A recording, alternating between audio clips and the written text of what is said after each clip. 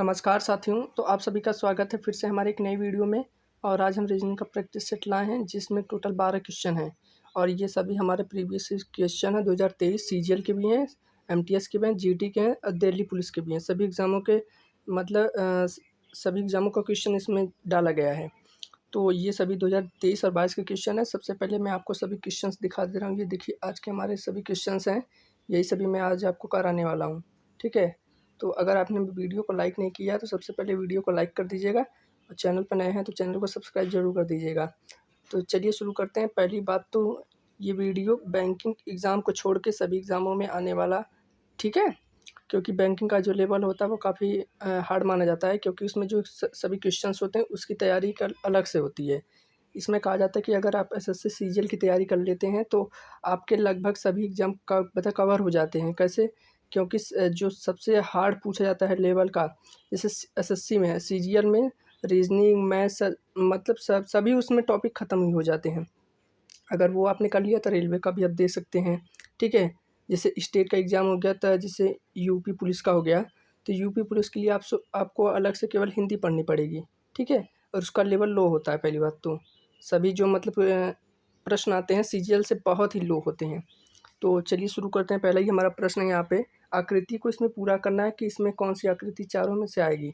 अगर यहाँ पे इन तीनों को देखें यहाँ पे, तो सबसे पहली बात तो यहाँ पे क्या आएगा, यहाँ पे एक ये आएगा। ठीक है, तो ऐसे कुछ आएगा, यहाँ पे एक लाइन आएगी और ये गोला सा रहेगा इसमें।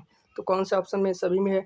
अब फिर ये वाली आकृति पूरी होगी तो ऐसे होगी ना, ये वाली छोटी वाली ऐसी होगी और ये वाली कुछ ऐसे होगी, यानी ये वाली ऐसी होगी, फिर ये वाली कुछ किस तरह होगी, ये ऐसे और ऐसे एक तरफ होगी।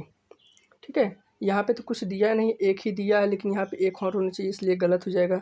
ये तो पहले ही गलत हो जाएगा। यहाँ पे तीर कहाँ से आ गया, बीच में ये नहीं होगा, बचा ये वाला और ये वाला। इन दोनों में से कौन सा हो सकता है। अगर यहाँ पे देखें ध्यान से, तो यहाँ पे आपको ध्यान देना पड़ेगा। क्या ध्यान देना पड़ेगा, यहाँ पे अगर ध्यान से देखें आप, तो आपको ये ध्यान देना पड़ेगा, ये वाला जो बॉक्स बना है ये वाला ऐसे होगा। ठीक है, लेकिन ये वाला एक ही तरह का दिया है, जो कि यहाँ पे होना चाहिए, जो कि सही है, ये वाला सही है, लेकिन ये वाला कहाँ से आ गया, ये वाला ऐसे होना चाहिए। तो ये ऑप्शन नंबर सी में है, इसलिए सी सही हो जाएगा, ये गलत हो जाएगा। ठीक है, ऑप्शन नंबर ए गलत हो जाएगा, सी सही हो जाएगा। अगला देखते हैं हम, हमारा सीरीज का नंबर सीरीज का क्वेश्चन है ये वाला। देखिए यहाँ पे तो सीधा दिखाई दे रहा है 4, 9, 25, यहाँ पे क्वेश्चन मार्क, फिर यहाँ 121, 169, 289, 361। तो यहाँ पे देख सकते हैं कि ये 2 का स्क्वायर है, ये 3 का स्क्वायर है, ये 5 का स्क्वायर है। तो देखिए 2 का स्क्वायर, 3 का स्क्वायर और 5 का स्क्वायर। तो देखिए यहाँ पे क्रम से नहीं, अगर 4 होता तो यहाँ पे 16 होता। फिर आगे देखें तो यहाँ पे 11 का है, ये 13 का है, ये 17 का है और ये है 19 का। तो हम यहाँ पे साफ साफ देख सकते हैं कि यहाँ पे 15 भी नहीं दिया है। 15 नहीं दिया तो इससे ये अंदाज़ा लगेगा कि ये ऑड नंबर का कॉन्सेप्ट नहीं है, ये प्राइम नंबर्स हैं। ठीक है, प्राइम नंबर्स क्या होते हैं, जैसे 2, 3, 5, 7, 9 नहीं होगा, 9 तो इवन नंबर होगा। प्राइम नंबर्स उसे कहते हैं जो संख्या मतलब कि पता किसी से भी ना कटे, स्वयं से कटे और एक से कटे, अपने आप से कटे और एक से कटे। ठीक है, और इवन नंबर क्या होता है, कम से कम 2 इवन नंबर, जो जैसे आप ऑड इवन जानते हैं, ऑड किसे कहते हैं, इवन किसे कहते हैं। ठीक है, तो यहाँ पे जो ये सभी संख्याएं हैं ये स्वयं से कटने वाली हैं और एक से कटने वाली हैं। तो यहाँ पे आ गया 2, 3, 5, तो ये बीच में संख्या क्या आ जाएगी, 7 आ जाएगी, यानी 7 का स्क्वायर 49 हो जाएगा। ठीक है, 9 इसलिए नहीं हो सकता क्योंकि 9 तो ऑड नंबर है। अगला देखते हैं, 125, 80, 45, यहाँ पे 20। तो यहाँ पे ये दिया गया है, तो हमें यहाँ पे छोटा ही अंक कोई मिलेगा। ठीक है, क्योंकि यहाँ से देखिए छोटे से बड़ा, बड़ा, बड़ा यहाँ से गया है। तो इसमें क्या लॉजिक लग सकता है, क्या इसमें कुछ अंतर का लॉजिक है। देखिए 125 और 80 में कितने का अंतर है, 20, 20, 40, 45 का अंतर है। ठीक है, और 80 और 45 में कितने का अंतर है, रुकिए, हाँ, तो यहाँ पे कितने का अंतर है, ये इसमें कितने का अंतर है, 45 का अंतर है।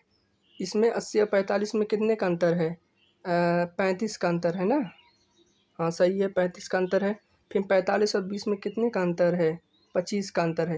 तो यहाँ पे हम देखें तो 25, 35, 45, तो यानी देखिए 10 प्लस हुआ, इसमें भी 10 प्लस हुआ, तो अगली संख्या में भी 10 प्लस होके क्या आएगी?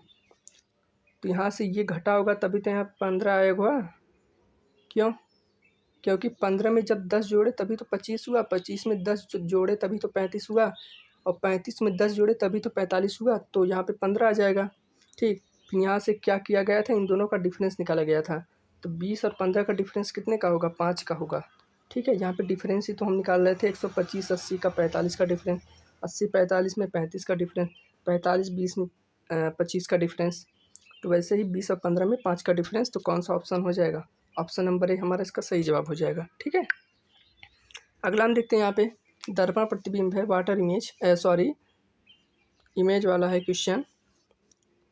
तो यहाँ पे एक संख्या लिखी गई है, एक मतलब लेटर लिखी गई है डिजिट। तो यहाँ पे KLUQF38 लिखा गया है। तो यहाँ पे पूछा है कि दर्पण के सामने कौन सा प्रतिबिंब हमारा बनेगा। ठीक है, मिरर इमेज। तो यहाँ पे देखें, हम जैसा जानते हैं कि दर्पण प्रतिबिंब का जो बनता है वो लेफ्ट और राइट बदलता है। जैसे अब हम किसी वस्तु को किसी दर्पण के सामने अगर ले जाते हैं तो उसका लेफ्ट और राइट बदलता है। राइट वाली वस्तु लेफ्ट में चली जाएगी, लेफ्ट वाली वस्तु राइट में चली जाएगी। तो यहाँ पे देखिए के तो ऐसे लिखा है, के यहाँ पे लेफ्ट में है तो के को राइट में ला देंगे और ऐसे हो जाएगा के। और एल हमारा ऐसे, तो एल हमारा ऐसे हो जाएगा। यू तो हमारा सेम ही रहेगा। क्यू हमारा तो ऐसे ही गोला रहेगा, लेकिन ये वाला जो डंडा है ये छोटा सा, ये ऐसे हो जाएगा। तो कौन सा ऑप्शन है, पहले इसको देख के काट देते हैं। इसमें सबसे सही है ऑप्शन नंबर ए में। देखिए क्यू सीधा दे दिया है इसलिए गलत हो जाएगा। फिर और देख लेते हैं एफ़, यहाँ पे है तो एफ़ को उल्टा होना चाहिए, लेकिन ऑप्शन नंबर बी में तो एफ़ सीधा दे दिया है, इसलिए ऑप्शन नंबर बी भी गलत हो जाएगा। ठीक है, फिर इसमें देखते हैं। फिर देखिए यहाँ पे 3 है, तो 3 तो यहाँ पे सीधा दे दिया है ऑप्शन नंबर डी में, इसलिए गलत हो जाएगा। 3 को तो ऐसे होना चाहिए था ना। तो ये option number A, option number C हमारा सेटिस्फाई किया सभी में। ठीक है, इसमें हमें क्या करना होता है कि हमें सभी गलत को देखना पड़ता है, सही अपने आप पता चल जाता है। ठीक है, अगला देखते हैं हम। एक कथन कहा गया है कि क्या बड़े शहरों में सड़क की मरम्मत का काम केवल देर रात को किया जाना चाहिए? नहीं, इस तरह काम कभी पूरा नहीं होगा।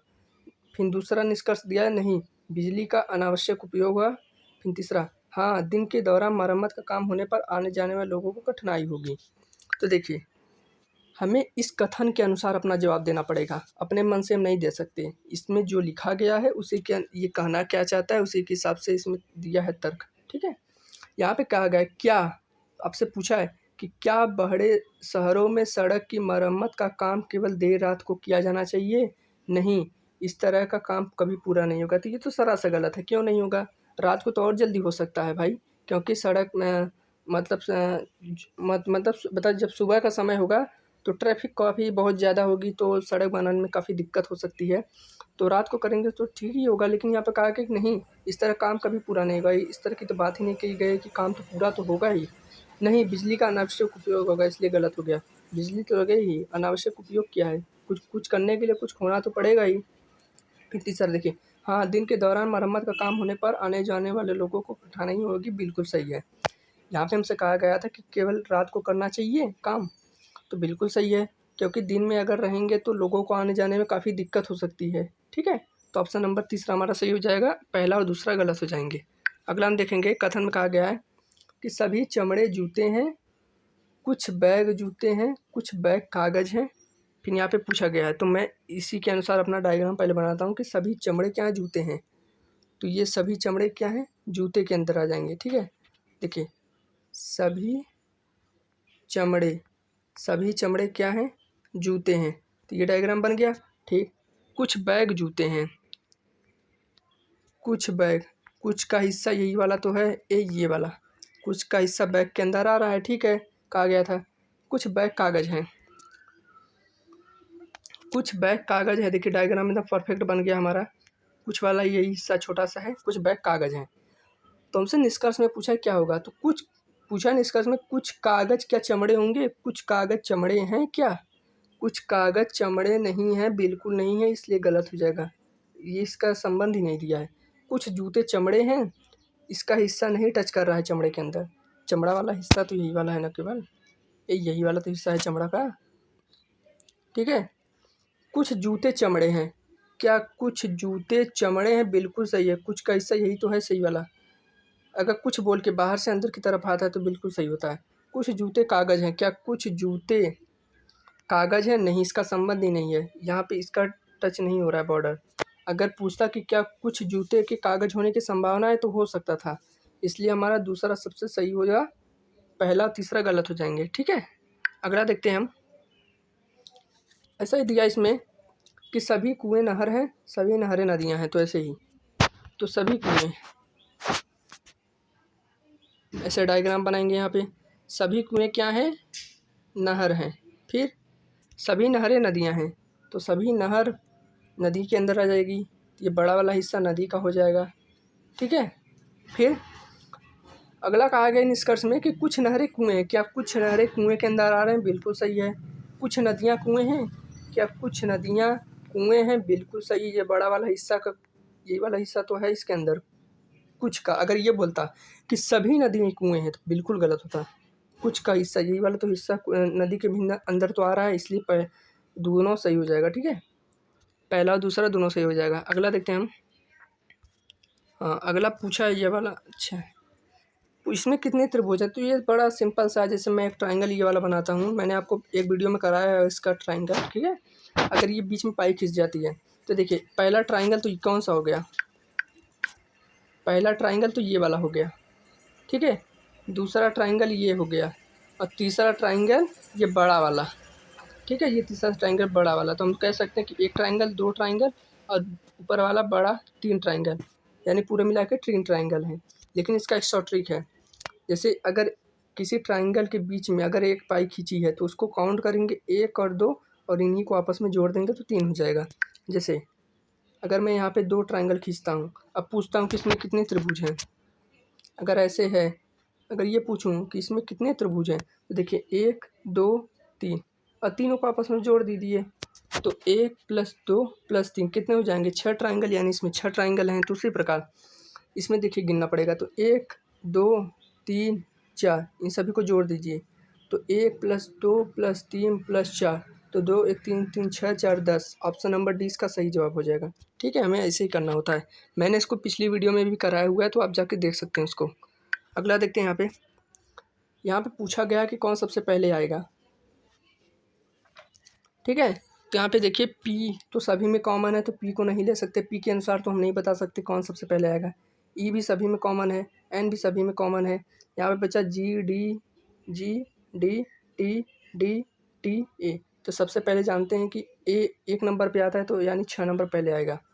फिर उसके बाद टी 20 पे आता है, डी 4 पे आता है, और जी 7 पे आता है। तो पहले डी को लेंगे, डी का मतलब 2 और 4 में है, तो डी यहाँ से ख़त्म, यहाँ से ख़त्म। ए और यू, तो पहले ए आता है यानी 2 नंबर आएगा, फिर 4 नंबर आएगा। 6 2 4 कौन से ऑप्शन में है, तो बी ख़त्म, सी ख़त्म। 6 2 4 से 2 ऑप्शन शुरू हो रहे हैं, ए और डी। ठीक है, तो हमारा 6 ख़त्म, 2 ख़त्म और 4 ख़त्म, बचा 1 3 5। फिर क्या आएगा, जी आएगा, जी का मतलब 1 नंबर आएगा, फिर 1 नंबर भी ख़त्म। फिर यहाँ पे टी बचा, और यहाँ पे भी टी बचा, तो टी से टी ख़त्म। ए यहाँ पे बचा, एच बचा, एच 8 पे आता है, ए 1 पर आता है, तो यानी 5। फिर कहाँ गया यार, 3 आएगा, तो यानी कौन से ऑप्शन में है, 1 5 3। ऑप्शन नंबर ए में इसका सही जवाब हो जाएगा। ठीक है, ऑप्शन नंबर ए इसका सही जवाब हो जाएगा। अगला देखते हैं। यहाँ पे ओ के विपरीत फलक पूछा है, तो हम जैसा कि जानते हैं कि जो ऐसा डायग्राम होता है तो उसमें एक को छोड़ के हमें उसका जवाब देना पड़ता है, तो ओ का विपरीत यानी एम हो जाएगा। ऑप्शन नंबर सी इसका सही जवाब हो जाएगा। ठीक है, जैसे एन का अगर मान लीजिए पूछा पी का क्या होगा, तो पी का एस होगा, एम का क्या होगा, ओ होगा, तो एन का सीधी सी बात है, एक छूटा तो आर ही हो जाएगा। ठीक है, अगला देखते हैं हम। यहाँ पे दिया पूछा कौन सा सम है, कौन सा सबसे अलग है, इसमें दिया गया है चारों ऑप्शन में से कौन सा एक ऑप्शन है जो सभी से अलग है। तो यहाँ पे दिया, तो इनका प्लेस वैल्यू अगर लिखें तो g e h, option number a का अगर प्लेस वैल्यू लिखें, जी का लिखें 7, ई का लिखें 5, एच का लिखें 8, बी का अगर लिखें तो 20 18 22, बी टी पे, आर 18 पे, भी 22 पे। ऑप्शन नंबर सी को देखें तो क्या हो जाएगा, Q O R 17 15 18। Option number D में अगर देखें तो 13 11 14। डिफरेंस देखें तो 5 में 3 5 8, दूसरी संख्या तीसरी संख्या में देखें तो 5 में 3 जोड़ा है तो 8 आया है, ऑप्शन नंबर सी के देखें तो 15 में 3 जोड़ा है तो 18 आया है, 11 में 3 जोड़ा है तो 14 आया है, लेकिन ऑप्शन नंबर बी में देखें तो 18 में 4 प्लस हुआ है, यानी सभी में तो 3 प्लस हो रहा था लेकिन ऑप्शन नंबर बी में 4 प्लस हुआ, यानी ऑप्शन नंबर बी सभी से अलग हो जाएगा, यही सबसे अलग हो जाएगा। हमें बस एक ही देखना पड़ता है कि इसमें क्या हो रहा है। अगर इससे बात ना बने तो हम पहले दूसरे को देख लेंगे, अगर उससे भी बात ना बने तो पहले तीसरे को देख लेंगे, किसी न किसी तो बन ही जाएगा। अगला देखते हैं यहाँ पे, फिर पूछा कि सभी महिला इंजीनियर है, कुछ गायक इंजीनियर है। तो ये वाला क्वेश्चन मैं आपको होमवर्क दे रहा हूँ, तो आप कमेंट करके बताइएगा कि इसका सही जवाब क्या होगा। ठीक है, मिलते हैं आपसे फिर से एक नई वीडियो में, तब तक के लिए धन्यवाद।